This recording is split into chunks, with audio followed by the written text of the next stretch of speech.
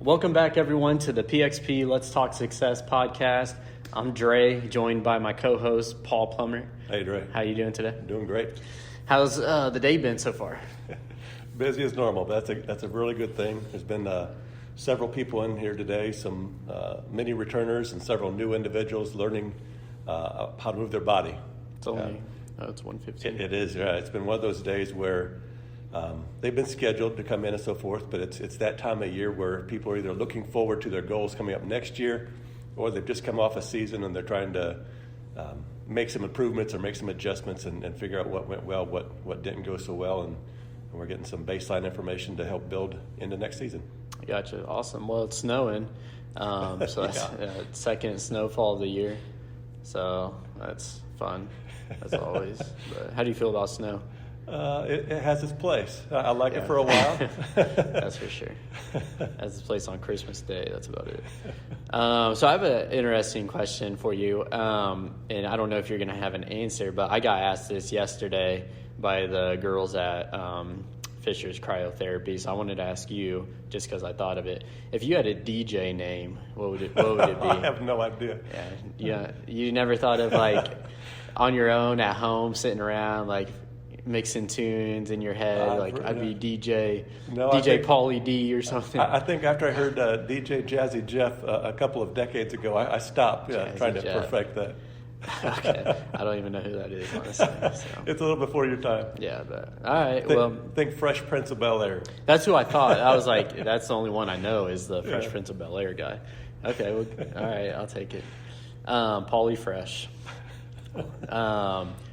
So Cricket's joke. I'm going to bring it to you every week. She just loaded me up on them too, like literally right before I came here. But this one she gave me the other day.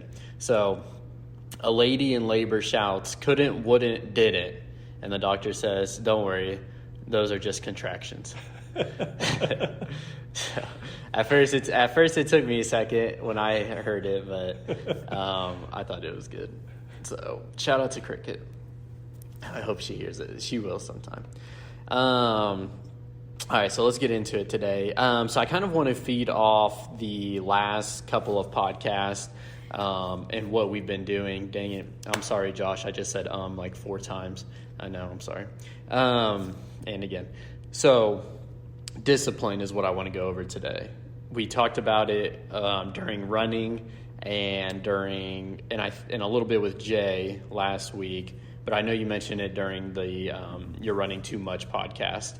So I kind of wanted to go over discipline today and feed off of that, because not only did we have the podcast where we just, we went over your philosophies, and those take a lot of discipline, I think, doing all of that. And not only just in your training, but in any training, really, right? I mean, when you're playing sports and life in general, you need discipline. So... And then we had Jay come on, and I think Jay has a lot of discipline. If you didn't watch last week's episode, go watch it on YouTube. You can see Jay take off his shirt, so go check that out. That's worth a look right there. Right. And then you just came off of Ironman Florida, and obviously an Ironman takes a ton of discipline as well. So I kind of want to go over that. I'm going to give you the definition first, like the actual definition, and then I want to know what your definition is. So according to the internet, the definition of discipline is to train or develop by instruction and exercise, especially in self-control. And then I have the self-control definition, just because I'm weird like that and I got it. So self-control is restraint exercised over one's own impulses, emotions, or desires. Go. Yeah. So to me, discipline has a lot of different connotations, a lot of different meanings, right? I mean, it's kind of like success. If you're going to try to define success, everybody has a different word for it. Mm-hmm. Everybody has a different perception of it. Sometimes it's tough to really describe what successful is. Is it crossing the line? Is it meeting a new goal? Is it going faster than you've gone before? Is it a metric that you have improved? Those are all pieces of success. But what can you do to truly be successful? But when you see somebody who is successful, you know where that's at. Same thing with discipline. You can be disciplined in form. You can be disciplined in technique. You can be disciplined in being consistent. You can be disciplined in a number of different pieces. So to me, when people talk about discipline in their training, there's a lot of different nuances to what that really means. I think one of the more critical pieces is, especially if somebody's getting started, being disciplined in the consistency. Whether it's getting out there and being consistent in their workouts, especially early on, being consistent in paying attention to what their goal is, and usually in that first part, it's getting the body acclimated, it's getting the body moving again, it's getting the body used to doing whatever load that is. It could be discipline in paying attention to form, technique, where your body's at. We just finished up a class not too long ago, and we had several rounds of push-ups, and we had I was pushing them on numbers. I pushed them with some intensity, and some of them we had to pull them back and say, don't forget about your form. Don't just try to get to a number. Don't just try to get to a finish line, but how well are you doing it? Another way of trying to describe that discipline is quality versus quantity, and we mentioned some of that stuff, especially last week with Jay. Right. Just building off of that from what you said with form, why is that important with form? Why is discipline important with form? And I'm kind of asking, for the listeners, but I'm also asking a little bit for myself right now, just because I want to hear it again. Yeah. So I hope this is a Captain Obvious type question, right? Yeah. Why is form important? It does two things. The better form you have, the more efficient you are in your movement patterns, the more efficient you are in whatever you're attempting to do, the less likely you are to get hurt. Okay. And so that's one aspect of form, space. The second is the better form you have, the better technique you have, the better your performance is going to be. The more efficient you're going to be, the longer you can go holding that pace, that form, that cadence, that whatever that metric that you're using on those spaces. Okay. So it improves your performance. It reduces your risk of injury. Okay, awesome. What have you encountered with this topic among athletes? Athletes of the past, coach athletes, yourself. Just what have you encountered? It's really hard. Sitting here talking about it, it's not that complicated, right? Just to sit here and tell people, hey, focus on your form, stay in the moment, work on that technique. As soon as you start feeling it breaking down, and as I talk about feeling it breaking down, trying to get the athletes to really pay attention to what they're doing, right? So they've got to be able to internalize where their foot's hitting, or are they engaging their core? Are they engaging their back pockets, their glutes? What is their cadence, what their metric is? Are they staying within a certain heart rate zone or whatever they're using at that moment? Staying right there. And as soon as they start migrating from that or getting out of that space, being able to be disciplined to stop or to back off or to focus or refocus on those areas. That's the easy stuff to talk about. Putting it into practice, that's the hard part. And we spend a lot of time trying to help individuals put those two pieces together, understanding what the discipline is, but then also being disciplined enough to apply that discipline in their training. Do you have an example for me of when you've seen, I don't want to say someone undisciplined, but when you've seen discipline work for an athlete by chance, just to give the listeners and viewers an example of a success where discipline was practiced? Yeah, absolutely. Usually, so we do a lot of heart rate based training, right? And many people use heart rate based training. When somebody comes in, I don't make any assumptions about where their fitness level is, whether they're just beginning or whether they're a veteran, returning. We spend a good block of time working on that base training. Okay. So let's take a rookie that's just coming in here. I talked to him about where the heart rate should be and that zone 2 space, and we use 4 zones. If you look on the internet, there's a bunch of different zones. There's a bunch of different theories out there. You've got everything from 4, 5, 6, 7 zones, and some of those zones have 5A, 5B, 5C, 5D. Those are all great pieces, but they're really hard to be practical in how to apply something. And when I'm looking at a practical side, if something has a range of 2 to 4 heartbeats, it's really not practical to stay in that in your training. It's great for the labs. It's not great for practical training. So I break it down, and we've got 4. And that zone 2, that second zone, is the one that we try to keep people in.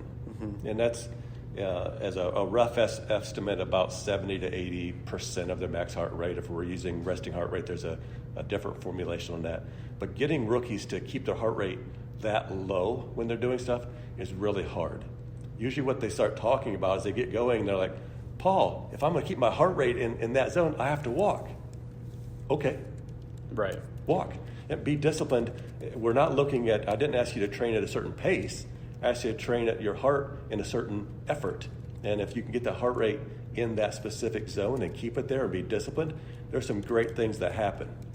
Now, the challenge is that great thing that happens about 6 weeks. And so getting somebody to be disciplined and not feel stressed or less than because they're not working at a certain pace, but then keep that heart rate in that zone for a period of time, about week 7, 8, or 9, they start coming in and going, hey, my heart rate was in the zone, and did you see my pace? Mm-hmm. And they're able to get the best of both worlds.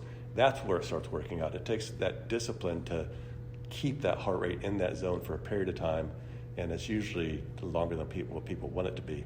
But if I can get them to get to that second month of doing this, there's some great things that start to happen. Absolutely. And so this is just a curious question. Did you put yourself through this when you started? Absolutely. Okay. Yeah, I was just wondering because I never asked you that before. Yeah, and I had the same struggles. I mean, I would be running with buddies, and we all had certain paces, and we wanted to compete, and we were judging ourselves on what our pace was, what our performance was. And as I started really looking at this stuff, I'm like, I can't run at that pace. I've got to back off. And my buddies who are doing their thing are like, why are you so slow today? What's wrong? And I'm like, I'm doing my thing, and that's really hard sometimes to not give in to that pressure of if you're running with buddies or a group of run your pace, your intensity, and that discipline is important. I know that's super tough, especially to try to find people within your own area of training, just in terms of pacing or whatever else, especially when you're running, because obviously we all have different hearts and different targets. So and sorry for jumping in real quick, but you reminded me of group runs. Right. So let's say we got a group of 10 people running, and they're all going to go at the same pace. We're all going to be in a blob running. There's about 4 or 5 of those in that group. They're going to get a great workout. They're right where they need to be. Mm-hmm. There's a couple that are up front that are going too slow. Mm-hmm. They're going too slow relative to where they should be, and it's too light of a workout. Yeah. And there's a few in the back that are working too hard because they're trying to keep up. Right. And so they're getting too hard of a workout. When we do our group runs here, one of the things that I'm not going to call it good or bad. It's just one of the things that happens is we start together. Yeah. And then once we get out here a little bit, you're running at your intensity, at your pace. And so it doesn't really matter what your pace is. Our group runs, if they're for an hour, we're all back here in an hour. Yeah. We've covered different distances. We've gone different paces, but we've worked at a relative similar effort relative to our heart. And then there's a lot of variety once you get into season of, it's not all zone 2 work, right? If it's so the other pieces. But I would encourage people to come join some group runs, to not be afraid of, hey, I can't keep up, or I'm worried about a group run because and you have your explanation for that. Come join them. No, yeah, for sure. And I'm glad you brought that up because I didn't plan on you going there, but that you made a good point just because, like you said, if we're all going out for an hour, we're all going to be back in an hour, right? And usually in that hour, most of us aren't going to be that much farther ahead or behind anyone else, right? So you're going to see each other out there for most of it. And so I do really like that because then also just coming from my perspective, you can't come back here and say that you necessarily worked harder than someone else, really. Like, sure, you might have ran a half a mile farther than someone else, but you still just went for an hour, right? And you went at your intensity that you were supposed to go at, hopefully. And so did the other person that was either in front of you or behind you. Yeah. So I really like that. Absolutely. And in most of our runs, we do out and backs. I mean, we've got some loops that we'll do, but most of them we go out and back. So we go out at a certain time, turn around and come back. And so some people will cover more ground than that. You get in trouble in training if you have if everybody's trying to run the same distance. Yeah. One person's going to be running a lot longer than the other person. Mm-hmm. That person who's out there longer is at greater risk of injury. Yeah. If you do relative time training, well, then you don't have that same risk. Right. I understand. They're definitely at greater risk when it's snowing. That's for sure. Don't slip. Right. So, no, awesome. So another question I have for you is, how do you stay disciplined in all of your training? Just like tips and tricks on. Yeah, it's a challenge. I mean, my training specifically for me is a challenge. I mean, we all have different jobs. We all have different demands. My job just happens to be helping people achieve goals. Yeah. And so part of my discipline comes from watching others do things and then trying to lead by example. That's part of it. And I know that if I get lazy in my training, people are going to see it, and then they're going to be like, well, if he can be lazy, I can do this. And that comes back to the discipline of form and technique and cadence. Yeah. The other piece that comes on this is having a goal.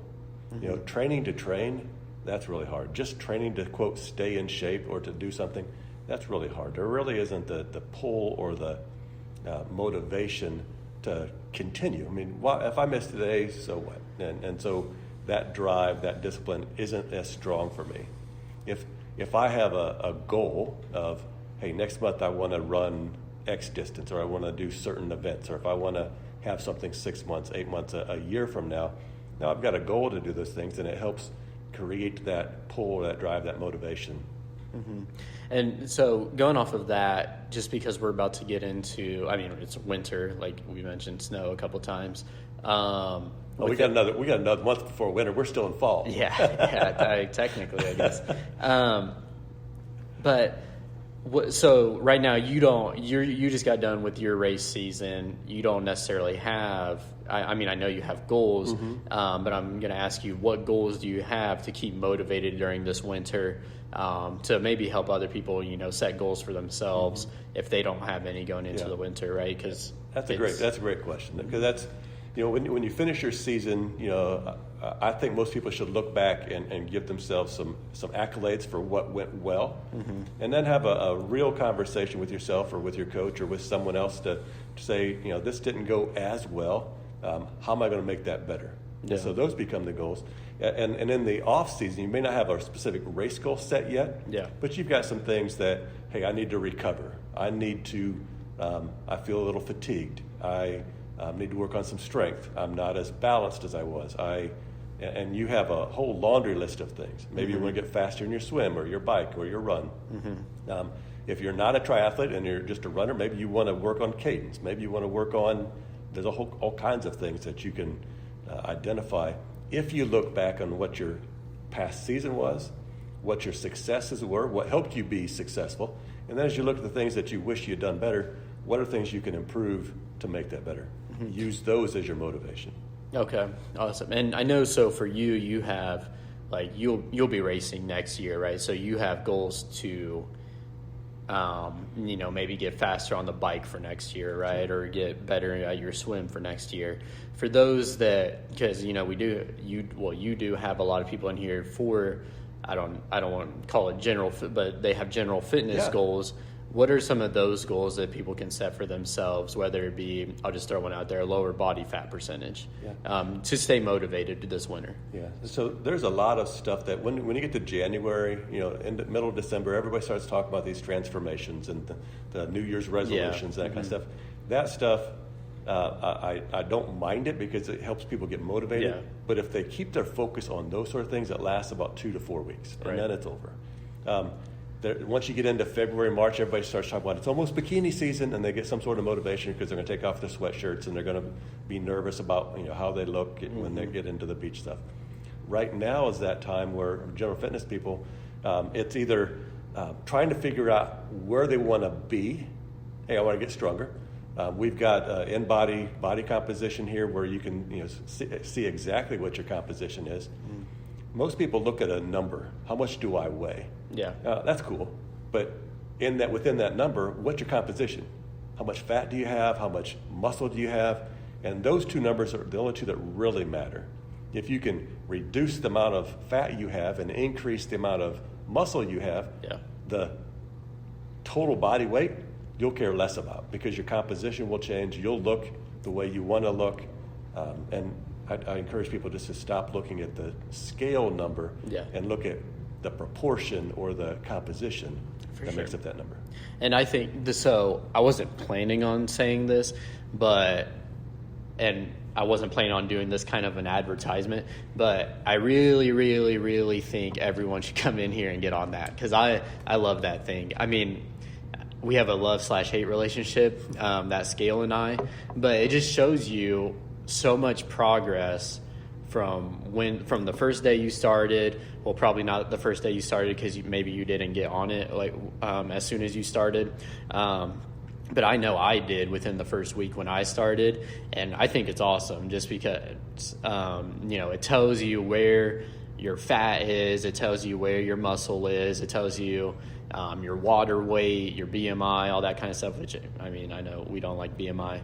But still, I love that thing. I think everyone should do it.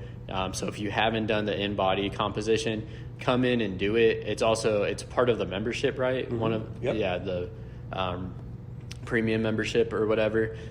You can ask Paul about it. I suggest everyone come in and do it and see and track your progress, because it will make a huge difference. Just coming from me, where, I don't remember the exact numbers on our first ones, but I know I gained like 4 pounds or 7 pounds or something in that nature, but I lost more fat and I gained more muscle than I had previously. So I love that thing.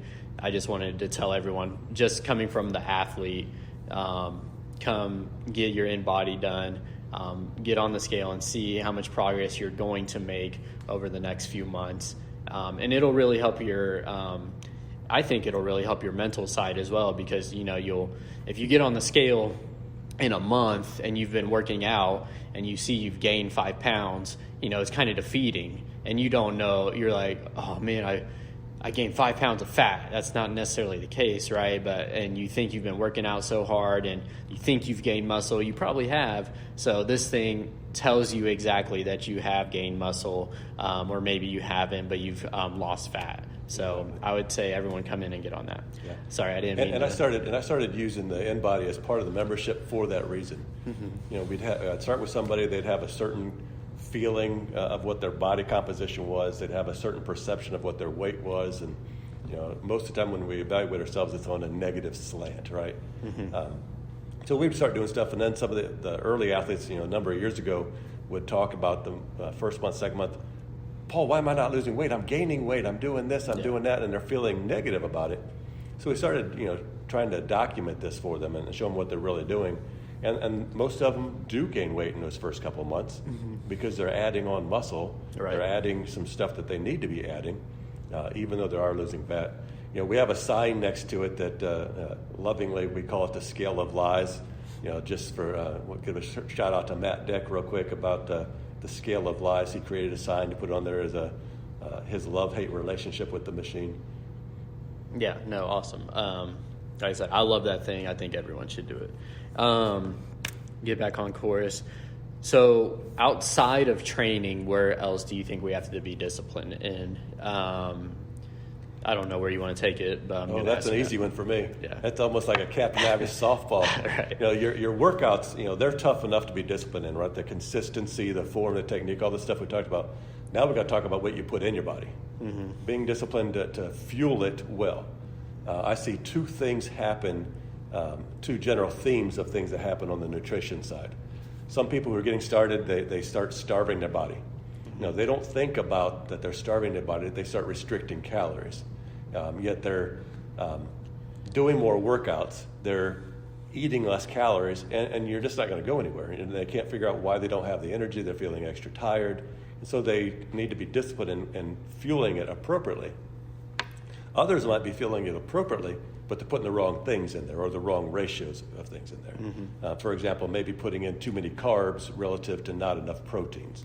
Okay. And that's what as a theme, that's what I see most athletes don't get enough protein relative to what they should be doing to work out and build muscle. Okay, gotcha. I do want to kind of take this onto somewhat of the triathlon side for a second. Do you think you have to be disciplined differently in the three main areas of triathlon: swimming, running, cycling? For you, I don't know if you do or not. It's just a question I thought of. is it easier for me to be disciplined when I run versus when I swim, or when I cycle versus when I run? So yeah, I've gotten myself into a place where, this one of my goals for this upcoming year is to be more disciplined on my swimming. My swimming, I'm not a super fast swimmer. I'm not a slow swimmer. I'm one of those guys that I can skip a couple weeks of workouts. Life can get busy, and that's usually where I pull myself away on the discipline from training. Is the swims are usually the first thing that go away, and I can stay within that 1:45 to 2 minute pacing, even by missing a couple weeks. And so, with consistent training, I can get down to the 130s, the 135s, the 140s, and be consistent on those different places. But my discipline is harder in the swim because it takes a little extra time to get to the pool. I know that I'm not going to lose that much time relative to the percentage of the triathlon, that side of the world. So it's harder for me to really push in the swim side. Early on when I was younger, less experienced in triathlon, I spent a lot more time on my swims than I do right now because I had so much time to make up. I had so much improvement that I could make. Right now for me, it's easier to stay disciplined on the bike.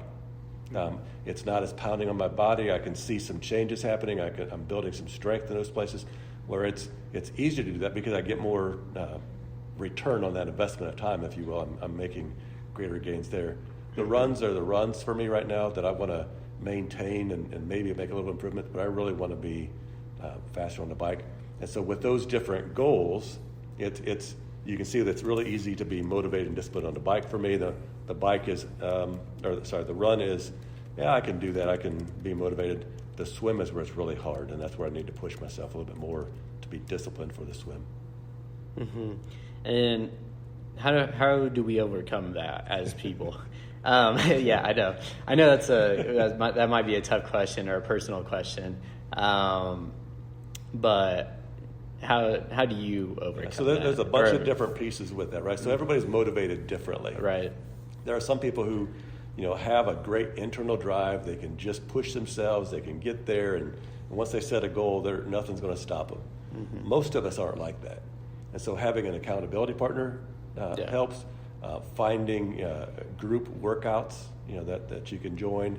We've got members that meet routinely in the pool.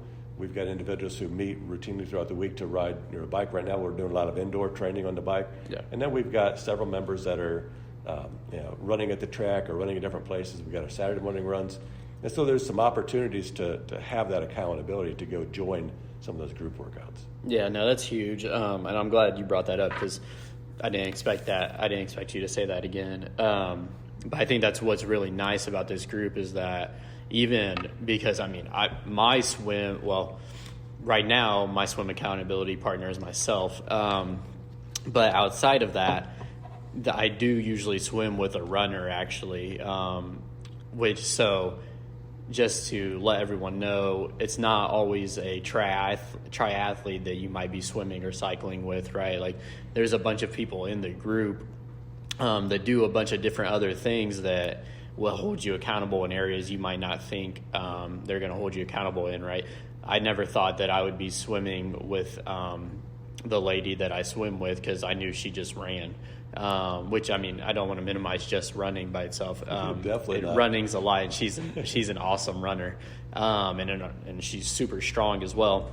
But once again, we just have a very huge community, a huge group here that does a bunch of different things, and they are very good at holding you accountable in all areas. That same person and a few other people hold me accountable to be here at 6 a.m. strength class every day, or not every day, but every Monday, Wednesday, Friday. And I promise there are many days I do not want to be here at 6 a.m., but I know that if I'm not there, I'm going to get some texts. So that's where we do have a very good group that holds you very accountable to all things. And none of them are mean. For the most part, so I want to throw that out there too. They're all very nice. It's that loving accountability. Yeah, and that's important too. You can have accountability partners that actually meet you someplace. Yeah, you can have accountability partners that check on you and make sure that you're doing the things that you've talked about doing. And you can have accountability partners that's yourself, of where you've just got a checklist or you've got some sort of thing that you've got written down that you're trying to get a task accomplished. Mm-hmm. Yeah, absolutely. Sweet. So let's see. I know we talked about, you said something about comparison after you said discipline 2 podcasts ago. Mm-hmm. How do you think those two coexist, comparison and discipline? Well, I'll answer it this way first. I mean, comparison can be very devastating to people. Mm-hmm. So if you're getting started and you're running at whatever pace, or you're cycling at whatever intensity, number of watts, or you're swimming at whatever pace, and somebody else who's been doing it longer or who is more efficient at you than you has a faster pace, and you start comparing yourself, well, I'm not as fast as so-and-so, that can be defeating. Yeah. And so, I'm not a big fan of comparison on those sort of things. I mean, the discipline to stay focused on you, to stay focused on your form, to stay focused on what your intensity should be, that's how I would compare those two. Mm-hmm. Try to resist comparing yourself to somebody else, period. Definitely minimize any comparison from somebody who's been doing it longer than you've been doing it.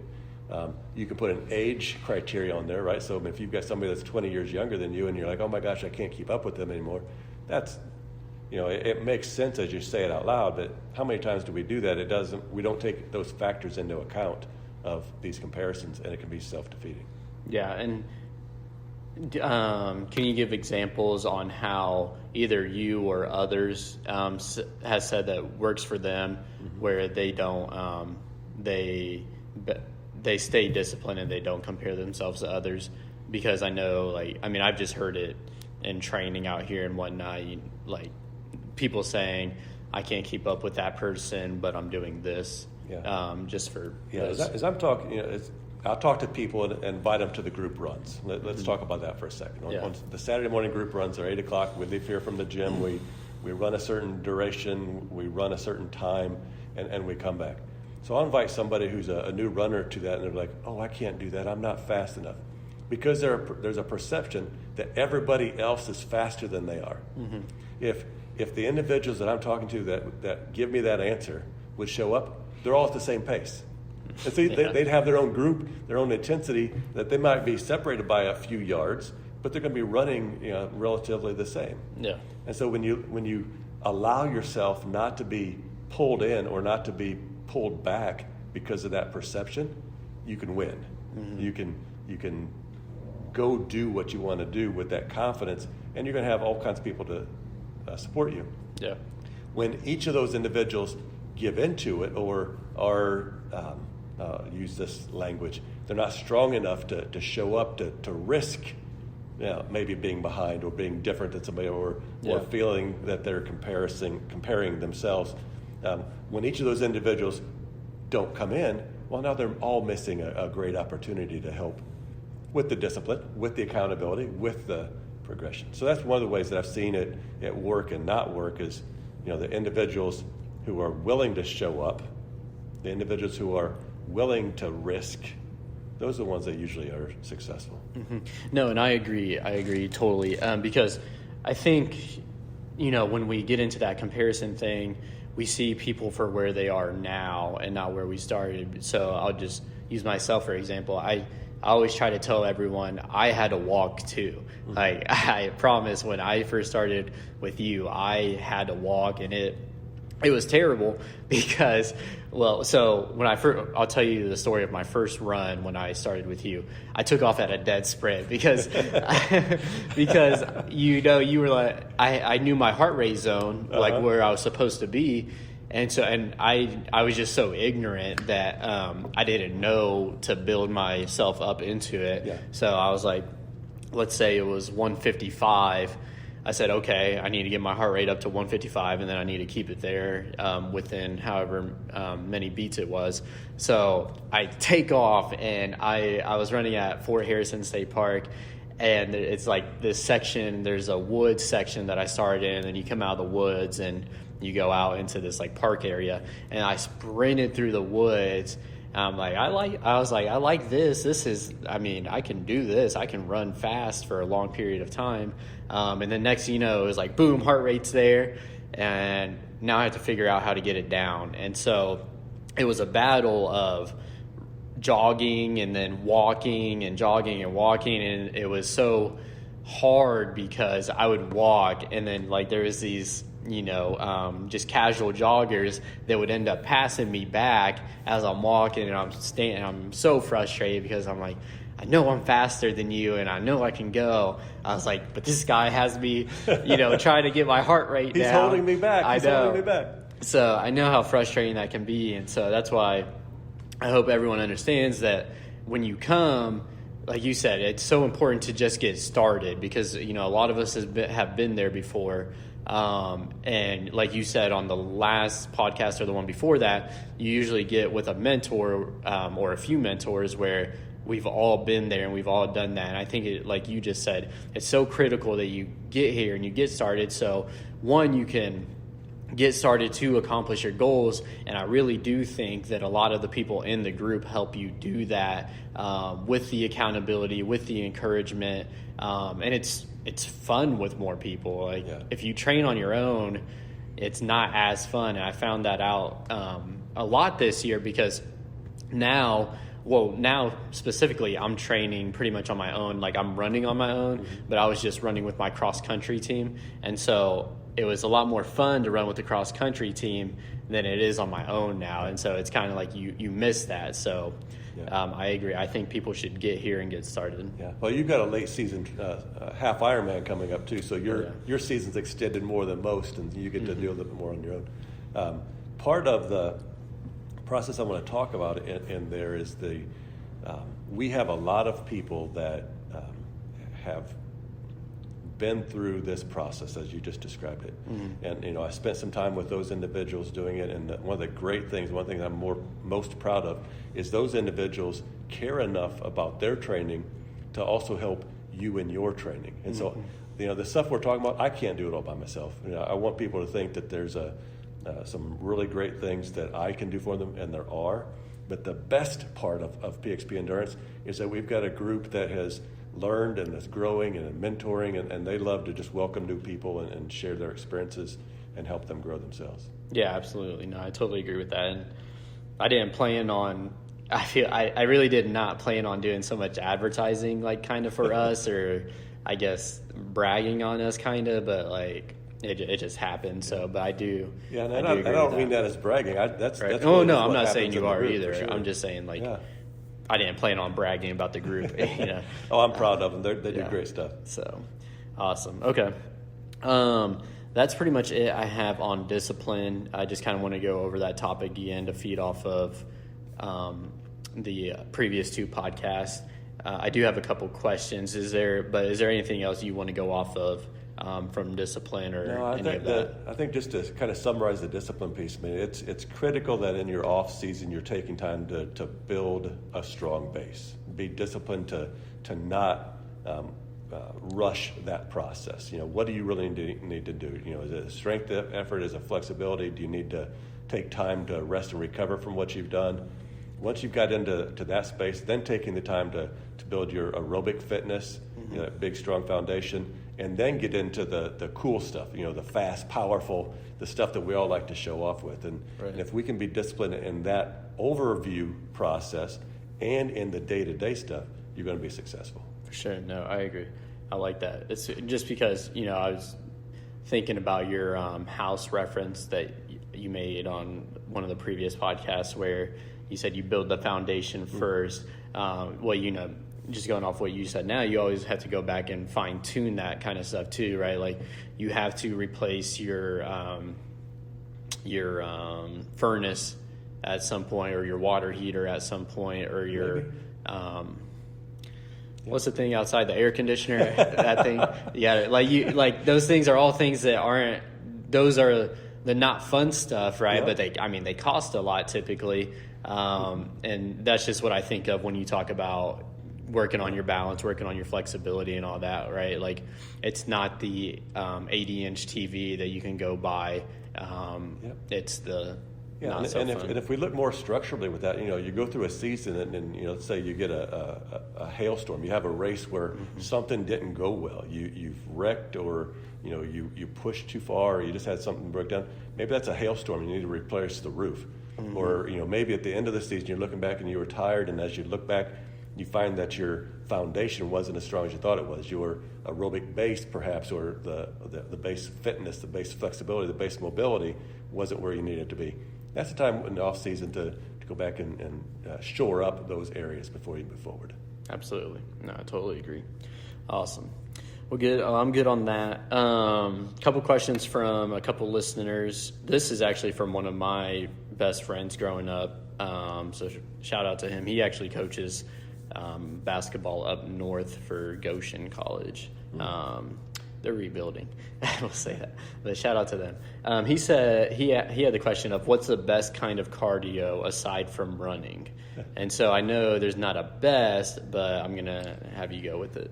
Yeah, so I'm going to give a couple examples, and I'm going to come back and try to see if I can answer that. So the best cardio is where you get your heart rate and your cardiovascular system up at a certain intensity and hold it there for a period of time. We've had triathletes that have been injured in one form or another where they couldn't run for a period of time going into an event. But we could maintain their fitness by doing swims and bikes, ellipticals, all kinds of other stuff in their cardio, their fitness, keeping that at a certain level. And then as we get closer to the race, we could bring the running back in, depending on what the injury was, bring the running back in, and then they have a successful race because their cardio was maintained at a certain space. Okay. So I don't know that there's a perfect type of cardio. Running's hard. You got your body's working a lot. And so I like that fitness from running because of everything has to work together. But if you've got some sort of structural issue, or you've got an ache and a pain, or you can't take the pounding, you've gotten to a certain space, and I've been told I shouldn't be using certain space and places as much either. But if you get to a certain fitness level or a certain injury situation where you can't pound, you can't run consistently enough, vary it. As long as you're getting your heart rate up and your breathing rate up and you're keeping it there for a period of time, you're going to build and grow that cardiovascular fitness. Okay, awesome. I was going to say swimming because it's the most challenging one, for me at least. So that was going to be my answer for him. Yeah, and there's some people, so swimming's not a bad one, but some people can't. Some people are good at it. Some people Believe it or not. They don't work really hard. But some people do it and they don't really get out of breath, right? And so if you're not getting your heart rate up to a certain intensity, you're not getting out of breath, that's not a cardio workout. Right. No, I agree. Okay, next question. This one's got a lot of meat to it. Oh, boy. So Paul emphasized training and training plans are individualized for us based on our unique needs and abilities. How does that translate to a team setting? How would you structure a program for a team? Not asking for specifics here, but would there be more of an emphasis on tailoring workouts? Yeah.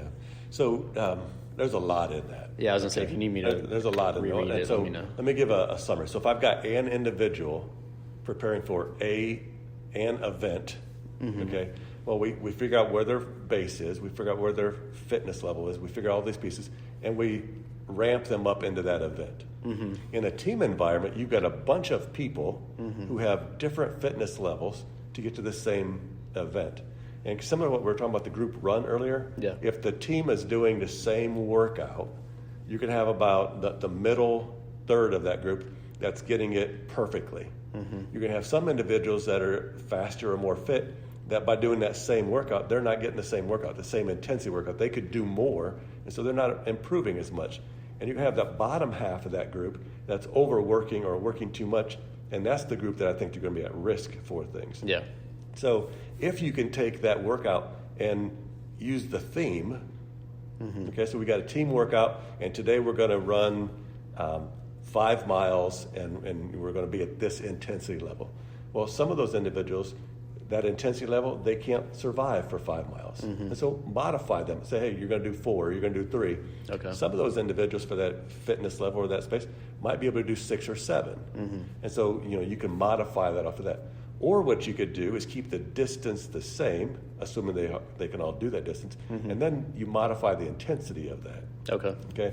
You got to be careful by modifying the intensity because now you're changing the energy system and how you're approaching it. Yeah. Some of them are going to be in that zone 2, zone 3, possibly all the way up into zone 4. And so it's that theme that you would use. What's your goal for that day?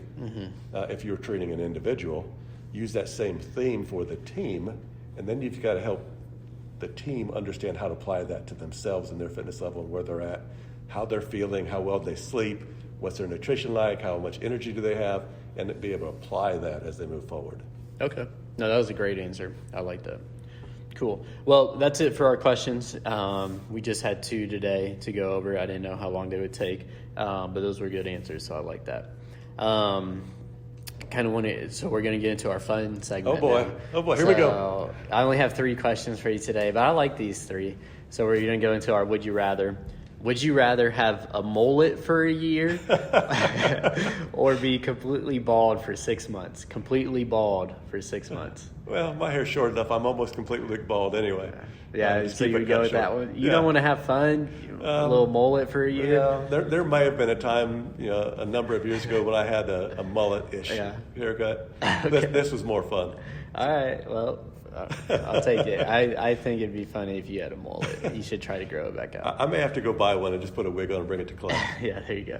Have you seen you've watched The Office, right? Uh-huh. Remember when they had like Michael Scott with the old school mullet picture? I love that picture. All right. Would you rather know when you are going to die or how you are going to die? Oh, neither. Yeah, neither. Those are things that I prefer not to think about either of them. I want that to be a surprise.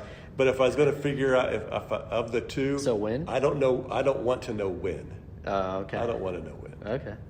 I guess knowing how you kind of prepare too. Sure. So I was curious because it's kind of more of a sad question, but I was like, it's kind of interesting though, just to see. But would you rather have to hunt and gather all your food or eat only McDonald's for every meal? Oh heavens! They have McNuggets. The McDonald's would be good for about 3 or 4 days, and I'd be over it. So I'm gonna go with hunting and gathering. Yeah. So I'm gonna ask you another question. If you're hunting, what are you gonna try to hunt?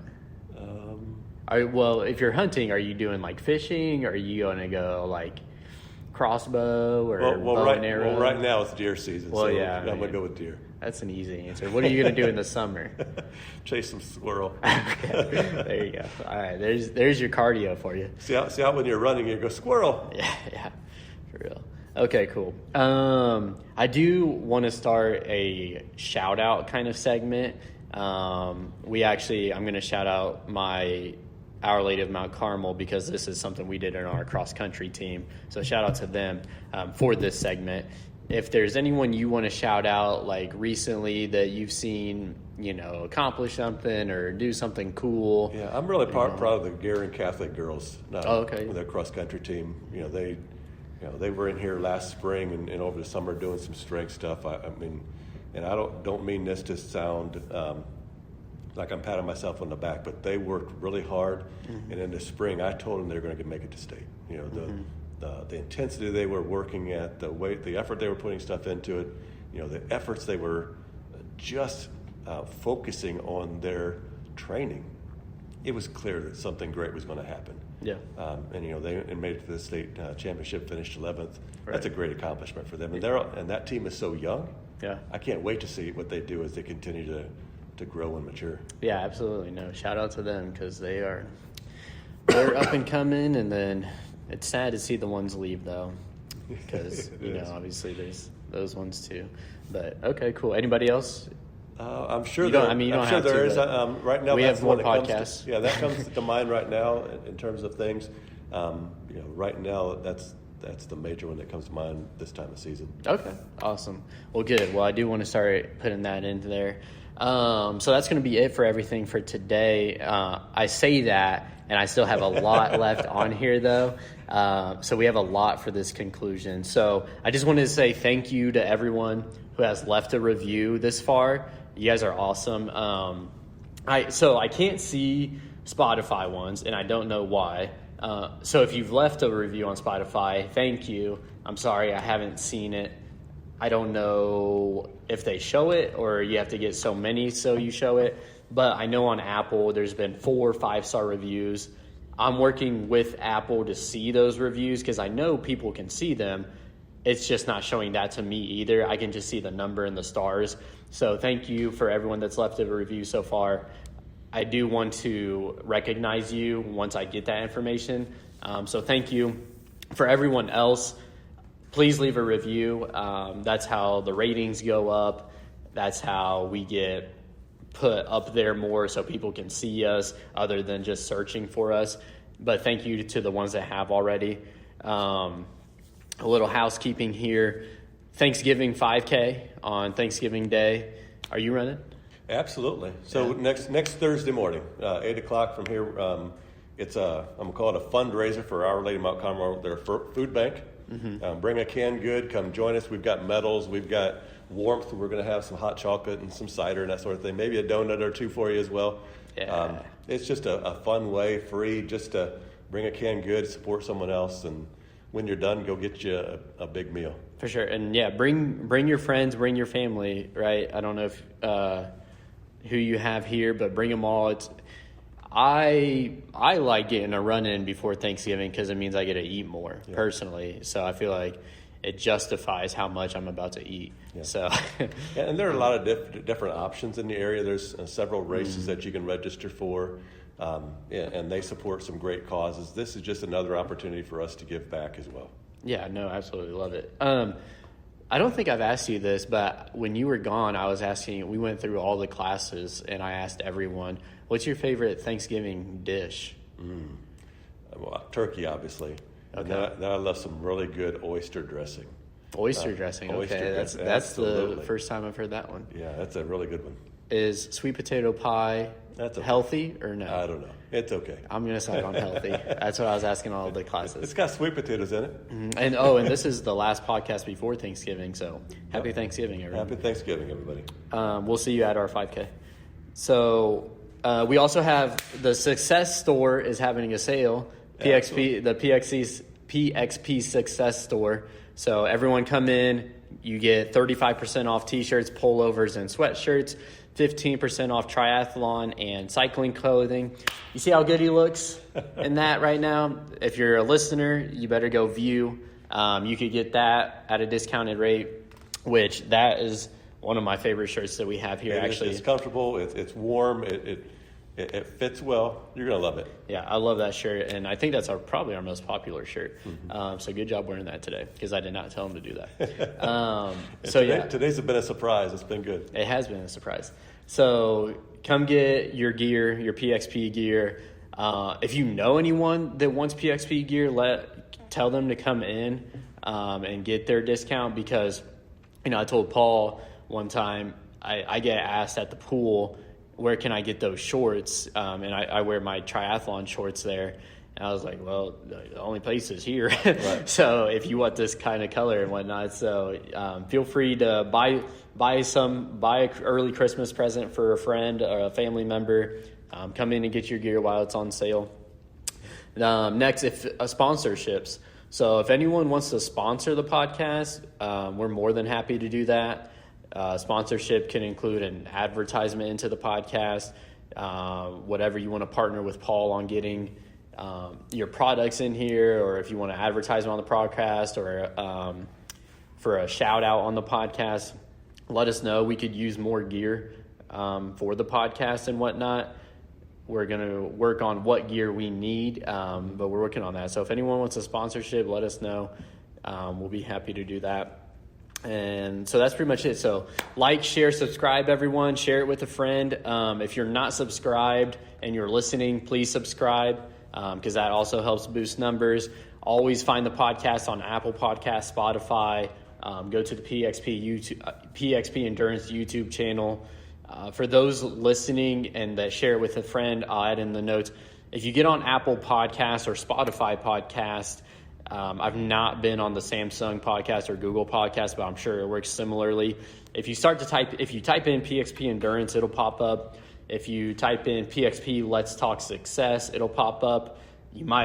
Usually if there's PXP in there, it'll be the first one. If you don't put PXP in there, it might be the second or third or fourth one. You just have to scroll up a little bit and find that. So it's on all of those. If it's not on some podcast station that you listen to, well, you won't listen, you won't hear this, get on our YouTube. So get on our YouTube, get on our Instagram, check the Instagram. It'll be on there, or Facebook. It'll be on there as well. Share it with as many people as you can. Runners, swimmers, triathletes, cyclists, mountain bikers, all those people, strength training people. So, and leave your comments. Really leave your comments. Let us know the good, the bad. We can handle the good and the bad. Let us know your questions. Please ask questions, because I want to give him more questions from you guys that you have on whatever it is that you have, right? Like, I want to make this podcast for the people, where we can fill in as much as the podcast with questions from you guys that you want him to answer. So, or general questions that you have for us. So, please submit your questions you can always comment on the post on Instagram. You can always message PXP Endurance on Instagram or Facebook. Comment on the post on Facebook as well. Ask your questions directly there. Write them down and give them to Paul or myself if you're coming in. Give them to either of us. That's fine. I'm trying to make sure that he doesn't answer them in the moment, so we can answer them on the podcast, because you might have a question that someone else might have.